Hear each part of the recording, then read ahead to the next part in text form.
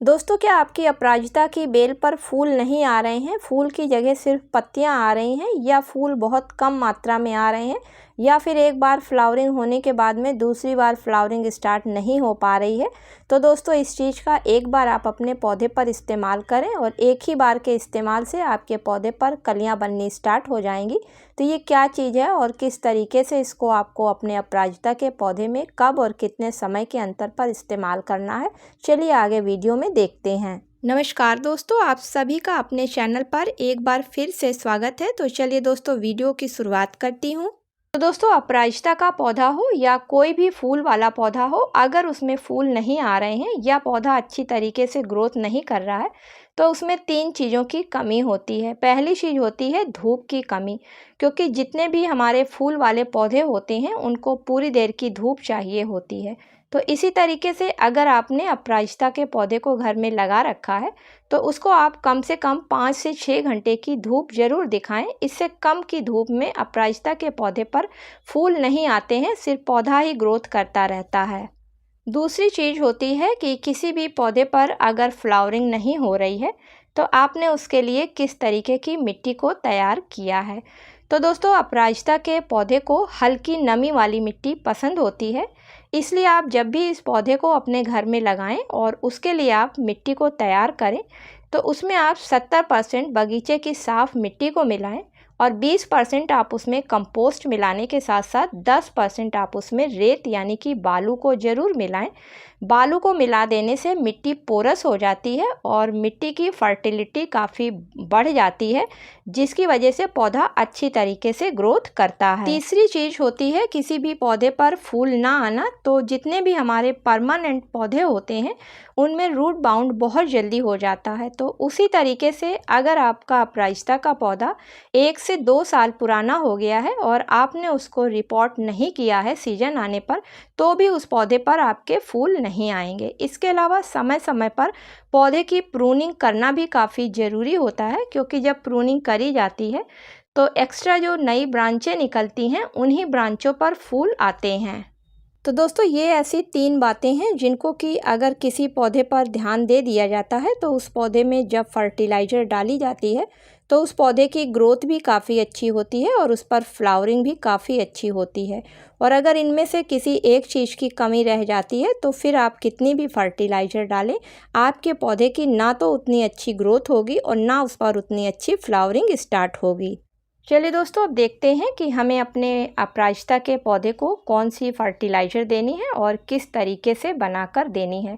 लेकिन फर्टिलाइज़र को देने से पहले हमें अपने अपराजिता के पौधे पर साथ ही साथ अपराजिता के पौधे की मिट्टी में कुछ ज़रूरी काम करने होंगे। तो सबसे पहले आप अपने पौधे में चेक कर लें, जो भी एक्स्ट्रा ब्रांचें हों जिन पर कि अब फूल नहीं आने हैं, उन ब्रांचों को आप काट कर हटा दें, या जो ऐसे फूल हों जो फूल चुके हों और वो फलियों में बदल रहे हों, उनको भी पौधे पर से हटा दीजिए।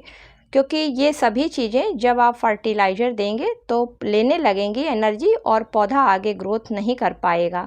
तो इनको हटाना काफ़ी ज़रूरी होता है। इसके बाद गमले की मिट्टी को चेक कर लें, अगर किसी भी तरीके के कोई खरपतवार या पुरानी सूखी पत्तियां हों तो उनको भी हटा दें, क्योंकि बरसात का सीज़न या किसी भी सीज़न में ये पत्तियां ही फंगस की वजह बनती हैं और इसी की वजह से मिट्टी में फंगस आती है और मिट्टी से फिर फंगस पानी के द्वारा पौधे की जड़ों तक पहुंचती है, जिसकी वजह से पौधा खराब हो जाता है। अब आप गमले की मिट्टी की हल्की हल्की सी गुड़ाई कर दें जड़ों को बचाकर, जिससे कि आपके पौधे की मिट्टी लूज हो जाए और लूज होने की वजह से जब आप फर्टिलाइज़र डालें तो उसका सीधा असर आपके पौधे की मेन रूट तक पहुंच सके और पौधे को तुरंत उसका फ़ायदा मिलने लगे।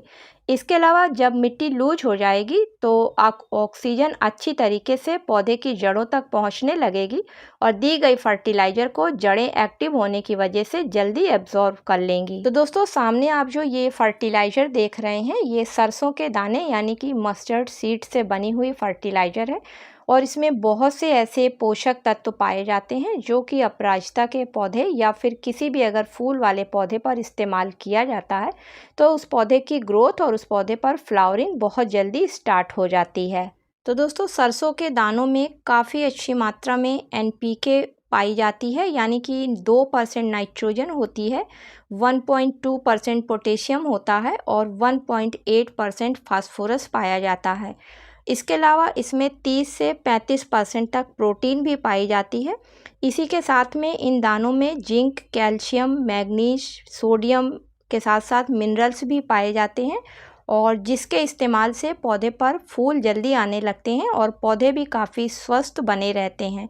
इसी के साथ में जो मिट्टी में गुड बैक्टीरिया पाए जाते हैं, ये फर्टिलाइज़र जब मिट्टी में डाली जाती है तो वो उसकी संख्या को बढ़ा देती है, जिसकी वजह से पौधे की रुकी हुई ग्रोथ जल्दी स्टार्ट हो जाती है और उसमें फ्लावर अच्छी मात्रा में आने लगते हैं।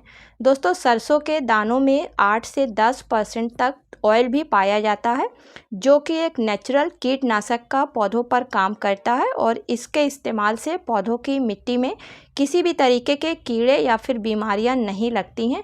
इस वजह से ये मस्टर्ड केक की बनी हुई फर्टिलाइज़र से ज़्यादा इफ़ेक्टिव फर्टिलाइज़र कहलाती है। तो दोस्तों, इस फर्टिलाइज़र को बनाना काफ़ी आसान होता है और सरसों 2 तरीके की पाई जाती है, एक काले दानों में आती है और दूसरे पीले दानों में। तो जो भी आपके पास हो, आप उसका 1 चाय वाला चम्मच सरसों का दाना लेकर उसको ग्राइंडर में महीन सा एक पाउडर तैयार कर लें और जब आपका वो पाउडर बन जाए तो आप 1 लीटर साफ़ पानी लें और उसमें उसको घोल के कम से कम 4 से 5 घंटे के लिए हवादार जगह पर रख दें। 4 से 5 घंटे बाद उन दानों में जो भी पोषक तत्व पाए जाते हैं वो सब पानी में निकल कर आ जाएंगे।